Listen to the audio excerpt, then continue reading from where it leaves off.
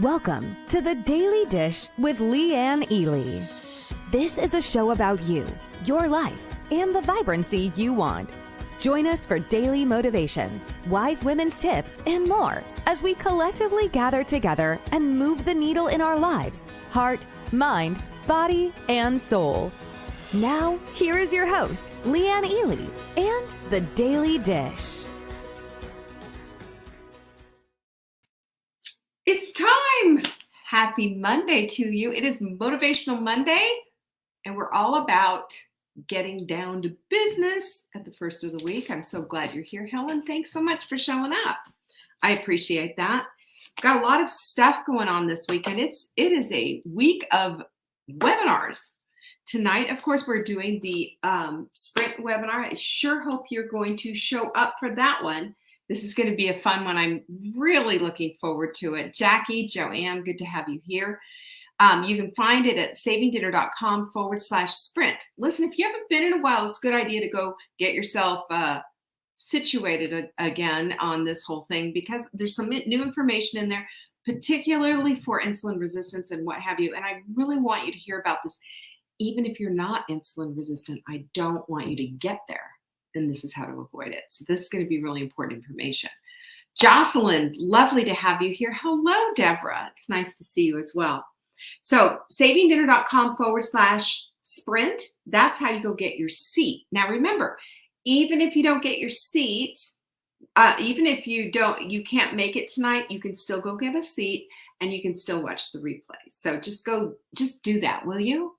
This is on your to-do list. Go get it done. Q&A. Did you come to Q&A on Friday? Did you notice we didn't have one because we had no questions? And that's fine. I don't mind taking a 4-day weekend. But I will tell you, savingdinner.com is the place for the questions. You have to send an email to support@savingdinner.com. Question for Leanne on Friday goes right there in the subject line. Or you can watch you can see, what, Amber, we can also post on the Saving Dinner page. If you have a question, you can also post on a Facebook page, right? You can do it on the Hot Milk Sprint page. We'll also put it on the Saving Dinner page because that's where we have these. That's where Q&A is aired. Why not? Hey, Diane. So that's one way to do it. Just watch for our posts. We'll put a post out early in the week, and you can take a look at that and post your question there, and we'll answer it on Friday. Okay? That's how that works. We also have the ability for you to, we have several different ways for you to take advantage of special sales, deals, etc. And one of the biggies is your phone. Unable to install GarageBand. Well, okay. Thanks for sharing. Anyway, I don't even know what it is. Here's your phone. Grab your phone and go to your message app and text the word join to this phone number, 855-960-3720. We will reply. You reply back that says yes. And remember, the join and the yes are both in caps, all capital letters. That's how you need to do it. Say hi to Amber. Yeah. Terry, gosh, it's good to have you here. I really appreciate that. Carol, lovely to have you as well. Alice is in the house. We're going to have some fun today, aren't we? It's really lovely to have you all here. Okay, so we have all of that going on. What else do I need to tell you? Our supplement of the week. You ready? It's Sleepies. I love this. Everybody loves this. Hey, Jennifer, this is one of our best-selling supplements for good reason. It's got all the stuff in it. It helps let me just put it to you this way. If you're one of these people who fall asleep easily, great, but you wake up and then you've got your head full of different stuff, that you need GABA, and GABA is in this particular thing. If you can't fall asleep, we've got some other things in here, lemon balm and valerian, a few other things that will help you to get a good quality night's sleep. So Sleepies is your all-in-one formula. We love this stuff. And if you buy 3, you will get the 4th one absolutely free. And you know how you find that? Really easy. Go to savingdinner.com/show. Say hello to Estelle. Say hello to Patsy. So good to have you here. And Carol. Goodness, Carol, it's been a minute. I'm glad you're here. We also have our autoimmunity webinar. That is happening this Thursday. Are you signed up for it? Yeah, I'll tell you what, I've got a bazillion notes. I've been going through and I'm taking all my research and trying to condense it into a cohesive form and not overwhelm anybody. I just don't want to do that. But do you know, autoimmunity is on the rise. They're estimating 50 billion of us in the world have autoimmune diseases. That's a lot of people. That is a metric ton of people. So it's time for us to take a look at it. What is the rise of autoimmunity? What's going on here? And even if we don't, even if you don't have an autoimmune disease or have never been diagnosed, I had an autoimmune disease that took 10 years to be diagnosed. I was told I had hypothyroidism. I didn't have just hypothyroidism. I had Hashimoto's, completely different when it's an autoimmune disease. So if this is piquing your interest, go grab a seat. Go to savingdinner.com/autoimmune.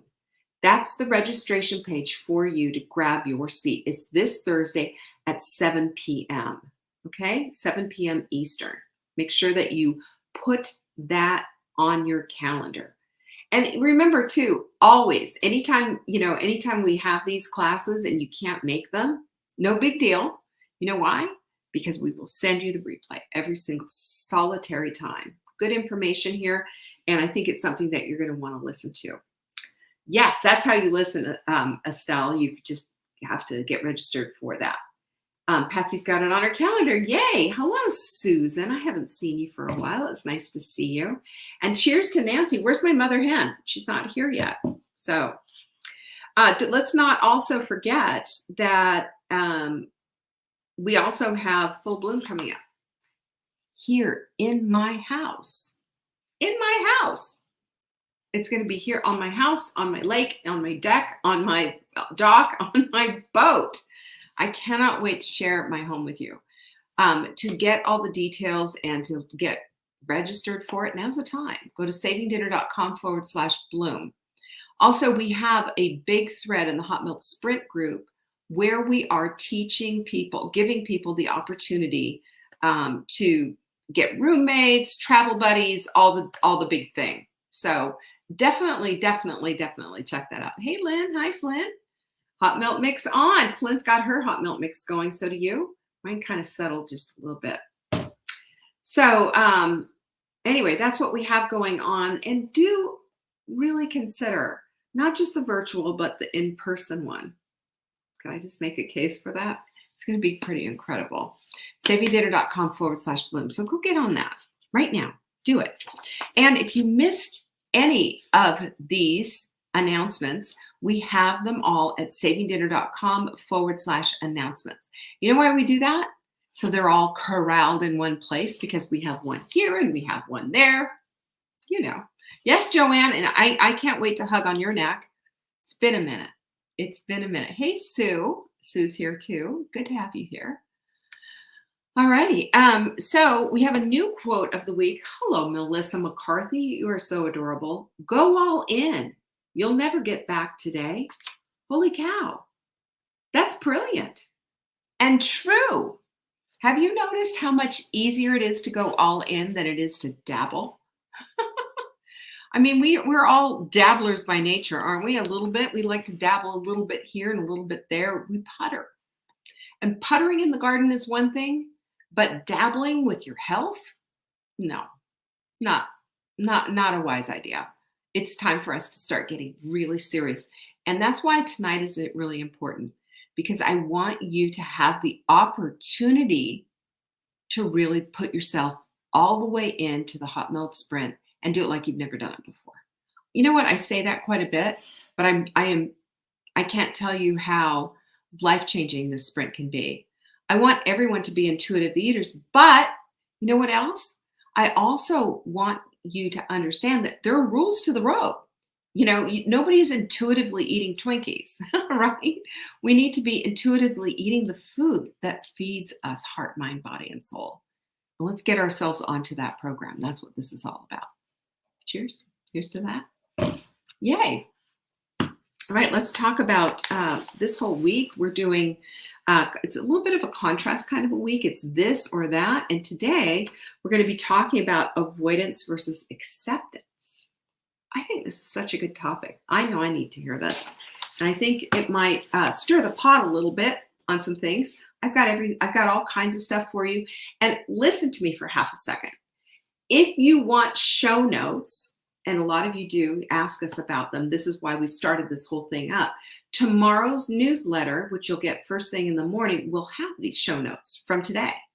So all you have to do is go to savingdinner.com to get them, to get that whole party started. And speaking of parties, don't forget to go check us out on TikTok. We got it going on. We've had a couple of videos hit like in the hundreds of thousands. So we're at Saving Dinner at TikTok. So go check us out because we're rocking it out there. Catherine, Vicki, lovely to have you. So let's talk about this idea of avoidance versus acceptance, because you can't accept anything, honestly, yourself, your situation, your circumstances, your life, if you're living a life of avoidance. I mean, duh, right? Of course.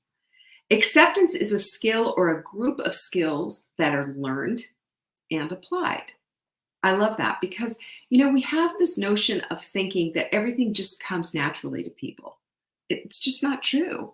It's making a decision that we want and determining that we want certain skills in our lives. It's like we're doing the confidence course right now, which by the way is now closed. We had a few late stragglers get in there, but every single workbook we have is gone. It's closed. But confidence is a learned skill, and so is acceptance. Acceptance doesn't just happen. We make a decision that we're going to be accepting. That, to me, that was just a mind-blowing thing.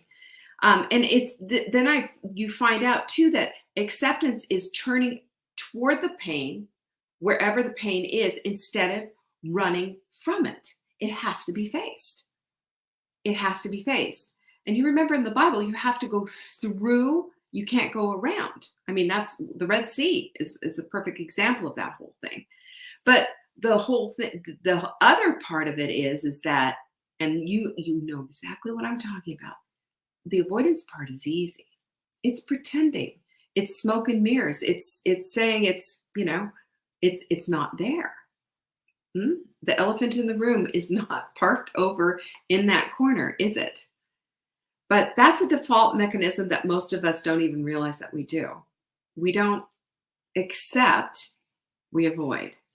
But here's how you know if maybe acceptance is a skill that you haven't quite yet determined. This is something that you need to start thinking about and start getting a little bit better on.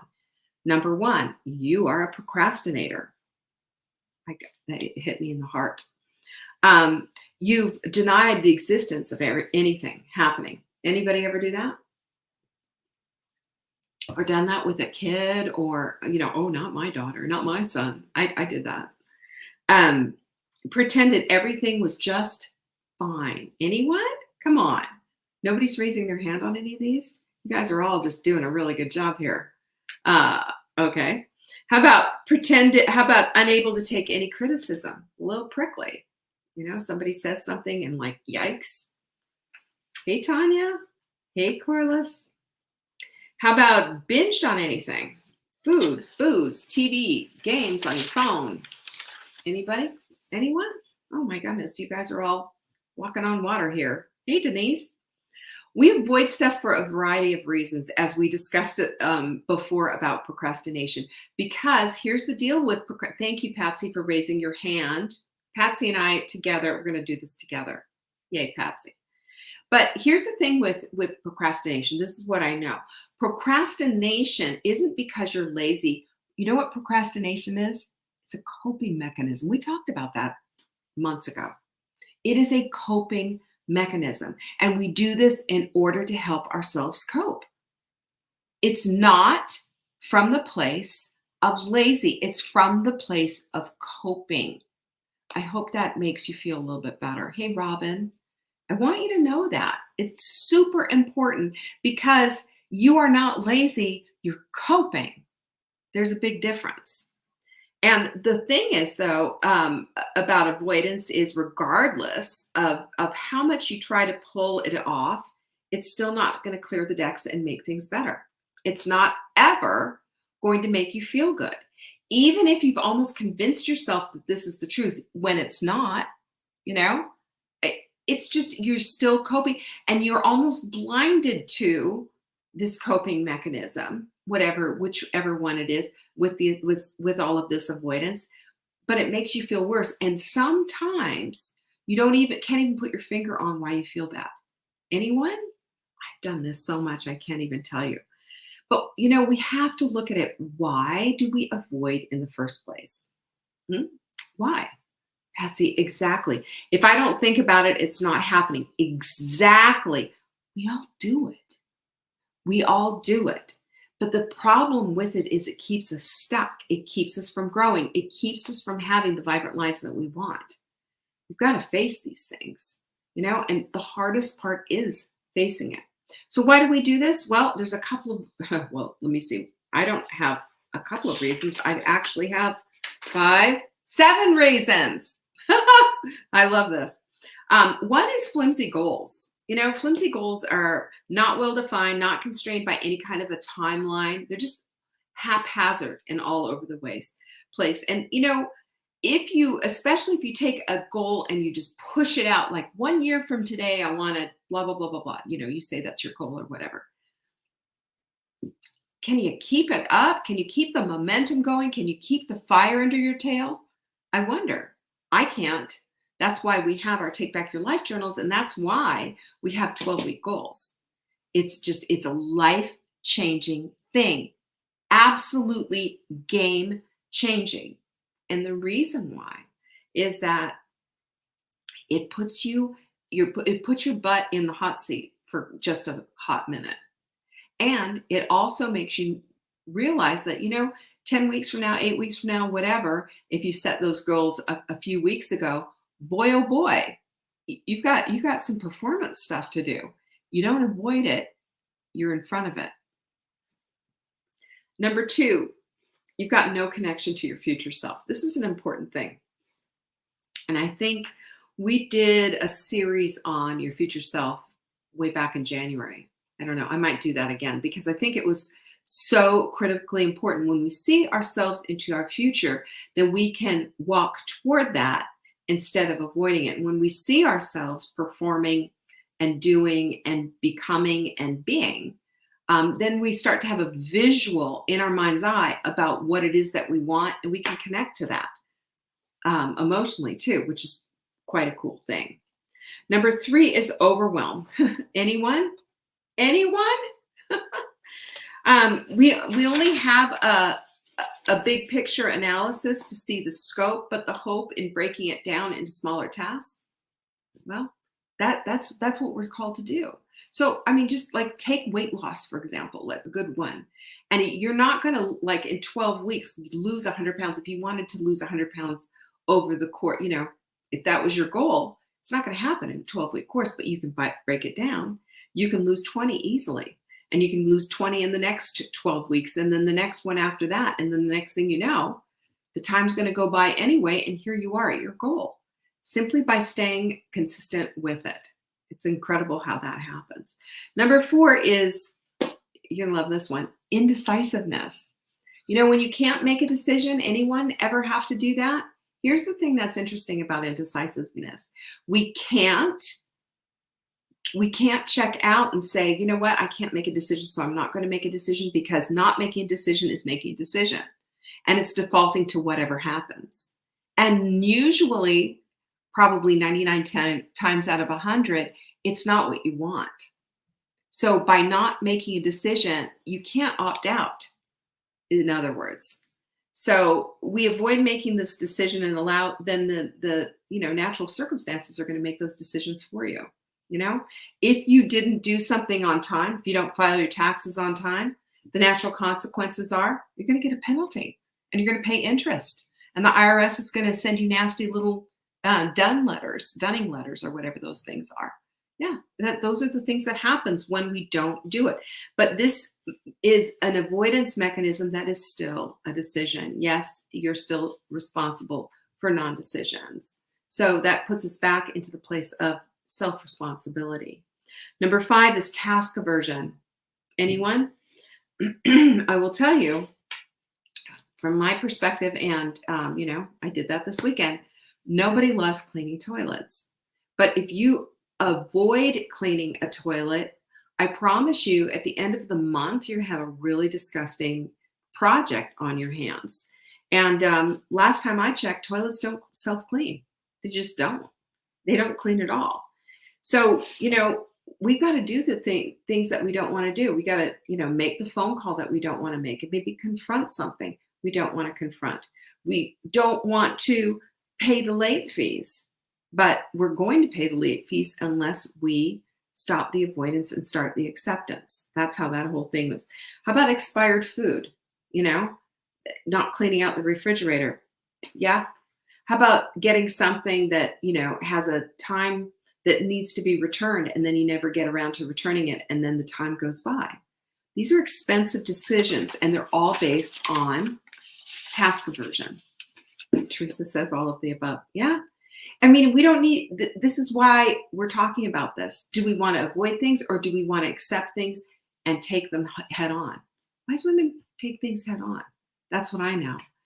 And number 6, boy, oh boy, have we been through this one, is perfectionism. Not good enough, fear of making a mistake, fear of failure, success, someone seeing your flaws. Oh my gosh. So the tender side of you, being vulnerable. Perfectionism is protecting you, or so we think. But what it's really, really doing is setting you up to avoid, avoid, and avoid. Perfection isn't found this side of glory, ever, ever. And so when we pull out that coping mechanism, because that's precisely what perfectionism is, it puts us in a place of never being enough. And I don't know about you, but feeling like that all the time, no ma'am. No ma'am. Or number 7, this is me, overly optimistic. Oh, goodness. Or overly pessimistic, right? We need the Goldilocks zone, that's somewhere right in between there. Oh, the optimist will say, oh, I've got plenty of time, right? And the pessimist will say, you don't have enough time. We can't get that done. But you know what? You know what happens with this particular people? The one, I've got plenty of time, and the one who says, not enough time, they never start and they never finish anything. Yeah. Or else it gets started late and it gets hurried through, and it doesn't do a great job. And the pessimist, well, there's not enough time, so why even bother? Lack of motivation can fit in here, although motivation is a calling only after you've actually done something. So, motivation comes calling and knocking on your door and say, here I am in all my glory after you've done something. Motivation's a dopamine hit is what it is. But you don't wait for motivation to come and get you so that you can get motivated enough to get your butt off the couch to go do something. Instead, we have to go do something, grin and bear it, get through it, and then we're motivated to maybe get on to the next task. Have you noticed how that works? We have this notion of this idea, this crazy motivation, almost like motivation is a person who needs to come and, bless us or something and say, go ahead and, get on your way. But it's true when it comes to a disconnect. I was not motivated to do well in college with math, because that wasn't my major. That wasn't what I was interested in. But I didn't see the value in it. I wanted to be a writer. I wanted to do different things, even though I was thinking, yeah, I'm going to major in biology and do nutrition and all this other kind of stuff. But I also wanted to be a writer. So when we don't see the value in something, sometimes we just don't, pick it up. We just, whatever. We just kind of give it sort of a whimsy-mamsy pass. Christina says, "Were you in my living room looking for motivation to get off the couch?" Well, then now I'm here to help you on that. Oh my goodness, Leisha, no, we have to stay with the adulting. Now we do. Um, so now that we're clear of avoidance, I gave you a bunch of avoidance stuff. How about we get into how do we make way then for acceptance? Okay. And I got 3 massive things for you. You ready? 1, clean up your fuzzy goals. Get real, girlfriend. What do you want? In your heart of hearts, what is it that you want? You can have it. You can pronounce it, say it, you can write it down. It can become a goal. And, I will tell you, when your goals are fuzzy, it's as helpful as wearing fuzzy slippers on a great big hike. You need the proper shoes for that, don't you? And it's the same thing. For your goals, you need proper goals. You need time periods. They need to be broached properly. They need to be enunciated. They need to be written down. All these different things, because what happens otherwise is you get frustrated and you drop the goal. You don't go forward with the goal because you haven't made it clear. We can do that. We can do that. The Take Back Your Life journals, I don't think we have any left, but we will have new ones. And they've been completely redone and what have you. Really proud of them. And Amber did a beautiful job on them. And they'll be coming. Just keep your eye out. They'll be coming. But the whole thing is that, you want to be appropriate for the task on hand, don't you? You want to be ready and set up and have what it is that you need for the task at hand. That's exactly what it is when it comes to clarifying and making your goals crystal clear. Number 2 is create a plan once you've pinpointed the problem or avoidance of the problem. It's a reverse engineer is what it is. You take a look at it and you go, okay, so how do I avoid that? How can I fix this? How can I make this work? And when we think from that perspective, instead of, oh my gosh, I'm so overwhelmed, I can't do it, it's too hard, and we emote over that. Do you know what we're doing? We're connecting with our reticular activating system to say, go find other sad things to connect us with all of this. Go find more evidence on why we can't do it and why it's too overwhelming. This is how our brains work, by the way. This is not my idea, right? This is by design. That's why this is so critically important. When you get your plan together and you reverse engineer it, you say, okay, the 100-pound weight loss thing. Okay, I'm not going to get all, fussy about blowing it this weekend. Instead, what I'm going to do is be really clear. I'm going to make a plan. I'm going to go get a food journal. I'm going to be doing this. I'm going to go get someone who is an accountability partner. I'm going to make this work. See, when we do that, instead of crying over all of that spilled milk, we get into the place of getting things done. Number 3 is schedule your time, regardless. I'm going to tell you this right now. I know for a fact that there's a lot of you out there who don't have an actual grasp of what is going on with their time for a whole variety of reasons. Some of them, like if you're taking care of elderly parents, right, Joanne? I mean, you just never know. Things just kind of like, here we are, here's our schedule, whoop, there it all goes out. If you got little kids, right, Amber? Same deal, If you're going along, everything's clipping along, and then whoop, everything goes wonky doodle all the time. But the thing is, with a framework of a schedule, then you have at least a glimpse, a kind of something to hang your life on. We can't just shoot from the hip is the deal. And that's where a lot of us goes, just like we think, we got this, no big deal. We get, and yet we have all this evidence showing us otherwise. It hasn't been working out.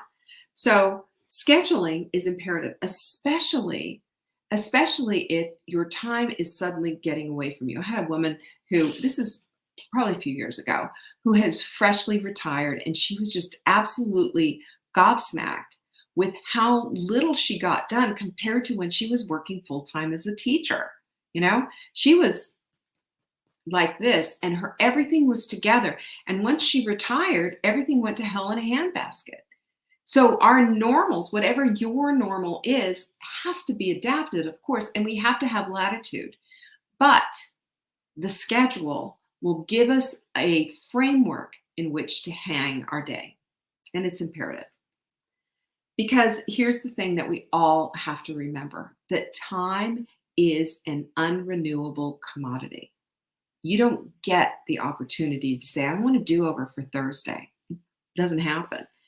We have to treat it with care. We have to cherish it. We have to understand that every minute of every day is precious. And it's all we've been given.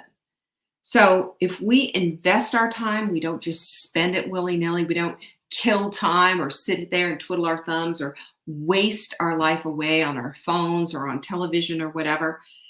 We have an opportunity to redeem time, to redeem it, and to do good with it, and to have lives that are vibrant as a result of that. So how do we get there? It's awareness. That's what all of this is about. Am I being avoidant? Am I using avoidance behavior? Or am I accepting this is what this is so that I can move through it instead of keep running around it? This is how we get to the place of really making a difference in our lives and really changing things up. I hope tonight you're not going to avoid me and you'll accept this challenge of meeting me tonight at 7 p.m. Eastern for our sprint webinar. It starts, like I said, at 7 p.m. Go to savingdinner.com/sprint. Go grab your seat.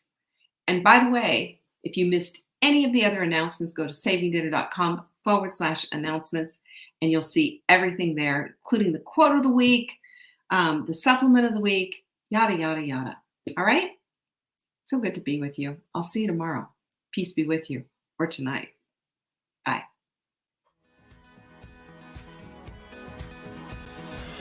Thanks for watching. Check back for new episodes. If you missed the live show, you can always watch the replay. You can find Saving Dinner on YouTube, Facebook, Instagram, and TikTok. Until next time, pinkies up.